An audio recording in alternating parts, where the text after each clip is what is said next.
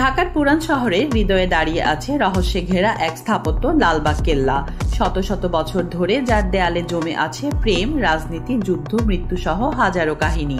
আজকের ভিডিওতে আমরা জানাবো এই কেল্লা নির্মাণের আসল গল্প, কাদের জীবন এর সাথে জড়িয়ে আছে, আর কেন কেল্লাটি আজও অসম্পূর্ণ। লালবাগ কেল্লার নির্মাণ শুরু হয় 1678 সালে মোগল সুবাহদার শাহজাদা মোহাম্মদ আজম শাহ এর হাতে। তিনি ছিলেন সম্রাট আওরঙ্গজেবের ছেলে।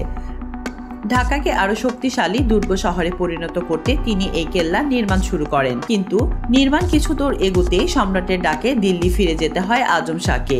তখন দায়িত্ব আসে নতুন সুবাহদার শায়েস্তা খানের উপর। শায়েস্তা খান ঢাকাকে করেছিলেন বাণিজ্যের অন্যতম বড় ঘাঁটি, কিন্তু লালবাগ কেল্লা তার কাছে শুভ মনে হয়নি, কারণ তার মেয়ে শহীদা বেগম, যাকে অনেকে পরিবিবি নামে চেনে, এই কেল্লার মধ্যে রহস্যজনকভাবে মৃত্যুবরণ করেন। এই ঘটনার পর শায়েস্তা খাঁ আর কেল্লা নির্মাণে আগ্রহ লস করে ফেলেন। তিনি সম্রাটকে চিঠি লিখে বলেন এই কেল্লা অশুভ, এটি আর সম্পূর্ণ করা উচিত নয়। ফলে লালবাগ কেল্লা থেকে যায় অসম্পূর্ণ। কেল্লার সবচেয়ে আকর্ষণীয় অংশ হচ্ছে পরিবিবির সমাধি। সাদা মার্বেলের তৈরি এই সমাধি নিখুঁত কারুকাজে ভরা। অনেকে বিশ্বাস করেন তাকে অত্যন্ত ভালোবাসতেন আজম শাহ, আর তার মৃত্যুই আজম ও শায়েস্তা খাঁর সম্পর্কেও প্রভাব ফেলেছিল। লালবাগ কেল্লার তিনটি প্রধান স্থাপনা হলো পরিবিবির সমাধি, দেওয়ান-ই-আজম, মসজিদ।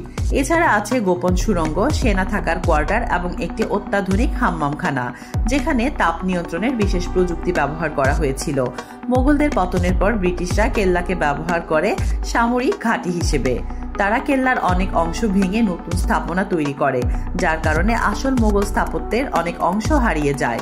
আজ লালবাগ কেল্লা শুধু একটি ঐতিহাসিক স্থান নয়, এটি ঢাকার মানুষের স্মৃতি, ভালোবাসা, আড্ডা আর সংস্কৃতির অংশ। প্রতিদিন হাজারো মানুষ এখানে আসে ইতিহাসের ছোঁয়া পেতে। শাহজাদার শুরু, পরিবিবির মৃত্যু, শায়েস্তা খানের সিদ্ধান্ত, সব মিলিয়ে লালবাগ কেল্লা দাঁড়িয়ে আছে এক অসম্পূর্ণ গল্পের মতো, যে গল্প আজও মানুষকে টানে।